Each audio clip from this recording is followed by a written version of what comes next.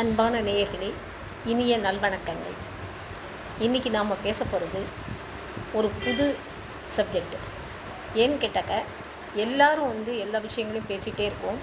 ஆனாக்க இந்த உறவுகள் சம்பந்தப்பட்ட விஷயத்தில் ஒரு நுணுக்கமான ஒரு விஷயத்தை பற்றி இப்போ பேச போகிறோம். இந்த பிளட்டில் என்ன தான் இருக்குது புரியல. இந்த பிளட் இஸ் திக்கர் தன் வாட்டர்னு சொல்லுவாங்க.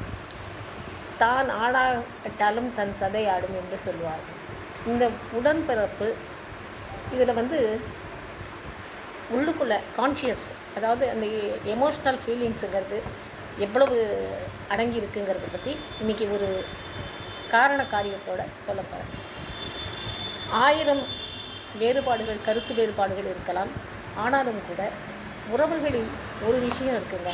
என்னன்னு கேட்டால், நம்ம செய்கிற விஷயங்களை பாராட்டக்கூடியது. உறவினர்களாக இருந்தால் ரொம்ப சந்தோஷப்படுவோம்.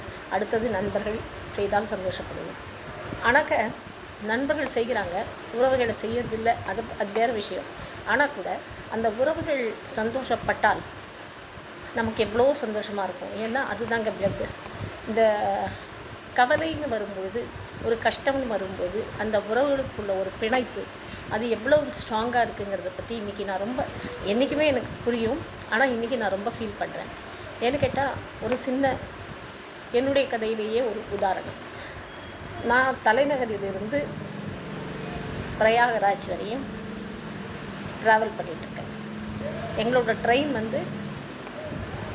ஒரு 5 மினிட்ஸில் போய் சேர வேண்டிய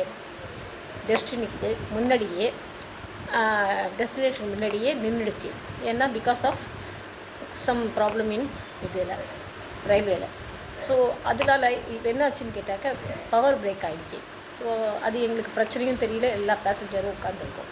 எல்லா பேசஞ்சரும் இறங்குறாங்க, ஏறுறாங்க, அடுத்த ட்ரெயினில் ஏறுறதுக்கு ட்ரை பண்ணுறாங்க. ஏன்னா வந்த ட்ரெயின் எல்லாம் 3 ட்ரெயினும் 3 ட்ராக்கில் நின்றுடுச்சு.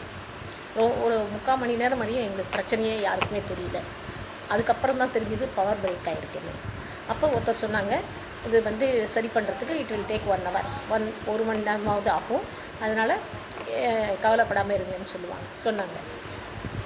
அதுக்குள்ளேயும் என்னுடைய உறவுகளிலிருந்து சகோதரர்கள் எல்லோரும் நிறைய ஃபோன் பண்ணிட்டாங்க. போய் சேர்ந்தாச்சா, போய் சரியாக இருக்கியா, என்ன இது எல்லாம் கேட்டுகிட்டே இருந்தாங்க. அதுக்கப்புறம் இந்த பிரச்சனைகள் சொன்னது ரொம்ப கவலைப்பட்டாங்க. அப்போது என்னுடைய தம்பி ஸ்டேஷனுக்கு வரணும் அழைச்சின்னு வரதுக்கு.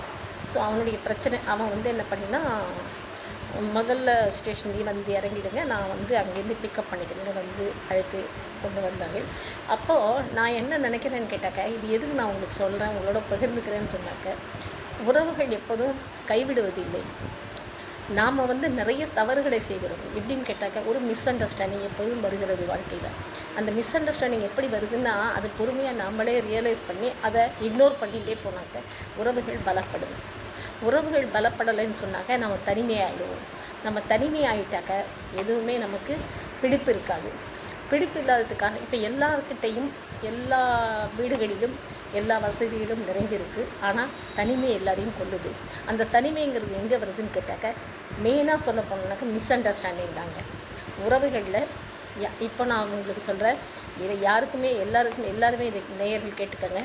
எந்த உறவுகள் எதை சொன்னாலும் அதை அந்த நேரத்திற்கு பொறுத்து கொண்டு அதன் 2 நாள் பேசாமல் இருந்தீங்கனாக்க, அதாவது அதை பற்றி நினைக்காமல் இருந்தீங்கனாக்க, தானாக மறந்து போயிடும். கோவங்கிறது மேகத்தை போல், அது போய்விடக்கூடிய ஒன்று. அதனால் அந்த கோபத்தை நம்ம வளர்க்காமல், அதுக்கு பழி வாங்கணும்னு நினைக்காம, அதுலேயே இல்லாமல் அடுத்தடுத்து என்ன செய்யலாம், அடுத்தடுத்து நம்ம எப்படி இருக்கலாங்கிறத பற்றி யோசனை பண்ணுறது தான் வாழ்க்கையில் உறவுகளை பலப்படுத்துவது என்பது. இந்த உறவுகள் நம்ம அந்த காலத்தில் சொன்னோம், நிறைய குழந்தைகள் பிறந்துட்டாங்க, இந்த காலத்தில் 1 2 தான் வேணும் அப்படின்னு. இப்போ இருக்கிற ஒவ்வொரு குழந்தைகள் ரொம்ப கஷ்டப்படுறாங்க, ஷேர் பண்ணிக்க கூட ஆள் இல்லாமல். ஆனால் என்னை போன்றவர்கள், அந்த காலத்து மனுஷங்கள்லாம் நிறைய சகோதரிகள் இருக்கிறதுனால எதையாவது ஷேர் பண்ணி அவுட்லெட் கிடைக்கிது. அவுட்லெட் கிடைக்கும்போது மனசில் இருக்கிற பாரம் குறையுது. எப்போவும் மன அழுத்தத்துக்கு மெயின் காரணம் என்னன்னு கேட்டாக்க, எல்லாத்தையும் உள்ளே புதைச்சி வச்சுக்கிறது தான். அது அங்கேருந்து வெளியில் அக்கா தங்கையோட, அண்ணன் தம்பியோட எல்லாரும் ஒருவருக்கு ஒருவர் எப்பொழுது நேரம் கிடைக்கிறதோ, தினமும் பேசணும்னு சொல்லலை, எப்பொழுதெல்லாம் நேரம் கிடைக்கிறதோ அப்பப்போ ஹலோ ஹாய் சொல்லுங்கள். அப்போ தாங்க வாழ்க்கை இனிமையாக இருக்கும். ஏன்னா உறவுகளை தவிர நமக்கு கை கொடுப்பது எதுவும் இல்லை. அந்த உறவுகளிலேயே சிறந்த உறவு என்னன்னு கேட்டாக்கா சகோதரி சகோதரர்கள் தான். இந்த இதை வந்து யாரும் மறக்காதீங்க. இந்த சிச்சுவேஷனுக்கு தகுந்த மாதிரி சின்ன சின்ன விஷயங்கள் எல்லாருடைய வாழ்க்கையிலும் நடக்கும். ஆனால் அதையே பெருசாக எடுத்துக்காதீங்க. ஏன்னா அது வந்து மறைஞ்சு போயிடும், அது நிற்காது. நம்ம வந்து ஈகோ வச்சுன்னு இருக்கக்கூடாது. ஏன்னு கேட்டாக்க நம்ம வந்து நம்மளோட லைஃபே ஷார்ட் லைஃபு, அதுக்குள்ளேயும் வாழ வேண்டிய பருவத்தில் வாழாமல் வந்து நமக்கு எப்போ சப்போர்ட் வேணுமோ அப்போ சப்போர்ட் இல்லாமல் தனிமைப்படுத்தப்படுவோம். இப்போ முதலையே எல்லோரும் ஒரு டிப்ரெஷனில் தான் இருக்காங்க. ஸோ இந்த டிப்ரெஷன் யாருக்கும் இனிமேல் வளர்த்துக்காதீங்க. இதுக்கு மெயின் ரீசன் மிஸ் அண்டர்ஸ்டாண்டிங். இந்த மிஸ் அண்டர்ஸ்டாண்டிங்கை வரவிடாதீங்க. இப்போ ஒருத்தர் யாராவது ஏதாவது சொல்லிட்டாக்க சரி அவங்களுக்கு அந்த சந்தர்ப்பம் அப்படி இருக்குது, அவங்க வந்து தே ஆர் டிஃப்ரெண்ட் அப்படின்னு நினச்சிட்டு போயிட்டே இருங்க. அவ்வளோதான். இதுதாங்க ஒரு பெரிய தாரக மந்திரம் இந்த உறவுகளை பலப்படுத்துவதற்கு. நன்றி, வணக்கம்.